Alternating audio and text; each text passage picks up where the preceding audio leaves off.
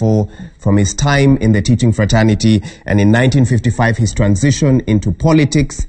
Here is that story as brought to you by Raquel Moigai. Modern-day Baringo County, at the heart of the Great Rift Valley, the vast land that would for years become the political playground of Daniel Arap Moi. 26 kilometers from Kabarnet town, and you get into such a location. The place where Moi had his first cry of life on the night of 2nd September 1924. Here we meet with his nephew Joseph, who not only shares the name Moi, but bears an unmistakable resemblance to his uncle. Moi mwenyewe alisaliwa pale waitwa Kuriemwa. Pale usaliwa milimani. Si huko milima alikuwa anachunga naye mbuzi tu. Kuna shamba, alikuwa hapa analima shamba hapo. Alikuwa na chunga mbuzi peke yake. Daniel Toroitich was the fifth born child to Mzee Moi Arap Chebi and Kabon Chebi. His name Toroitich, translating to welcome the cattle home, given to him owing to the many cattle his father owned. Alikuwa anachunga mbuzi, alikuwa kapoteza mbuzi kidogo namna hii, akaambia aende masomo. And with that, his educational journey began. But that was right after his father died in 1928, leaving him at a tender age of just 4 years. He first attended Tandui High School, which was then run by missionaries. A lot has changed since the late 1920s, but one thing has remained constant here at Tandui Primary School, and that is this tree, which according to locals is very important when narrating Mzee Moi's educational journey, and which upon his personal request, this tree remains standing despite the changes. It is under this tree where a young Moi, thirsty for education, would sit with his books, perusing the pages as he tried to gain more knowledge. He would later move to the Africa Inland Mission School, Kabartonjo, in 1934, which was located at the present-day AIC Church, Kabartonjo, before joining Kapsabet Government African School, now Kapsabet Boys, in 1942. Joseph Moi was just but a child when Moi began his schooling. At 86 years of age, he might not remember the intricate details of the interaction he might have had with his uncle, who at the time was under the care of William Tuitoik. But he is certain about Moi's love for education. Kuja kwa ndugu yake anaitwa Tuitoik Moi. Na kuja lala kwake. Wakati anasoma. Na kuja lala sakafuni chini. Yeye mtu hapana alikuwa strapu. Sisi tulikuwa very poor family tu. Na kuja lala kwa mzee, napatia sali, kula na ukali, akaenda masomo Kapsabet, akaenda Kapsabet. Napiga mguu kutoka hapa mpaka Kapsabet.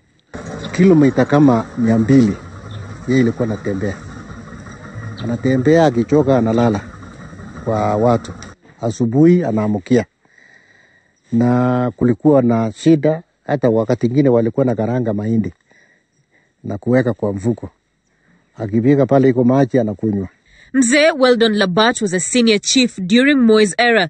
He still remembers of a story Moi shared with him in one of their random engagements. Yeye mwenyewe aliniambia ati nilienda mpaka njiani, mzee mmoja akaona haya kabisa, akaniambia wewe chukua hii shilingi 200. Una shilingi 2.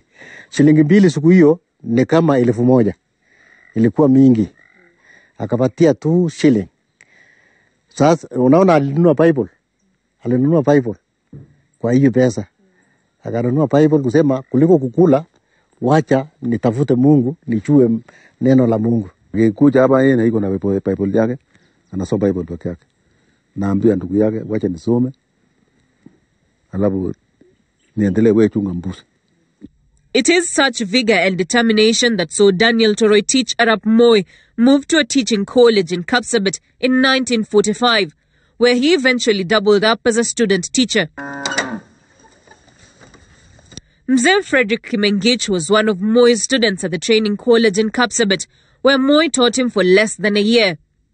He is quick to show us all the records he has from when he started working as a teacher in 1952. Just a few years shy of Moi's age, Kimengich now has episodes of failing memory. Alikuwa mtu mwema kabisa.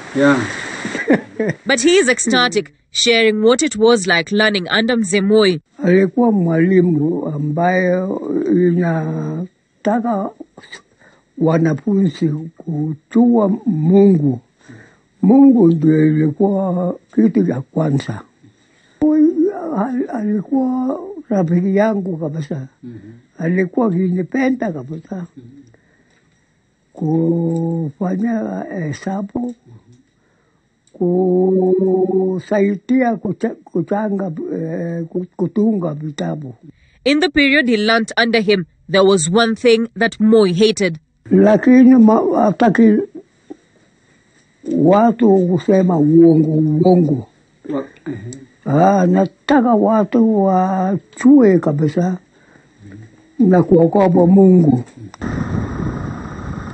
Daniel Arap Moi will later finish his teacher training and head on to teach at Tambach Government African School, which is the current Tambach Boys High School, before becoming a head teacher at Kabarnet African Government School, now Kabarnet Boys High School. Later on, he will rise to the position of assistant principal at Tambach Teachers Training College, which was situated on the land that Tambach Boys High School occupies now. Ndio vile niliona huyu mzee huyu, ilikuwa mimi naona wakati ilikuwa yeye na basi tukingi tukaambiwa ni mwalimu. Ilikuwa nabaliwa stoking. Wena siku hiyo ilikuwa mtu nyeusi hapa anatakiwa kuvaa viatu au long. Tambach Teachers Training College was his last workstation before he was pinpointed as a member of the Legislative Council.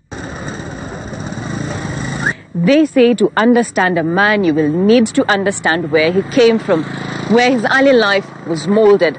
And with Kabarnet town being that area, and one that is deeply affected by the loss of their own and nation's leader, Daniel Arap Moi's legacy is one that has left an imprint in this town and other surrounding towns. Raquel Moi, Citizen TV in Kabarnet, Baringo County.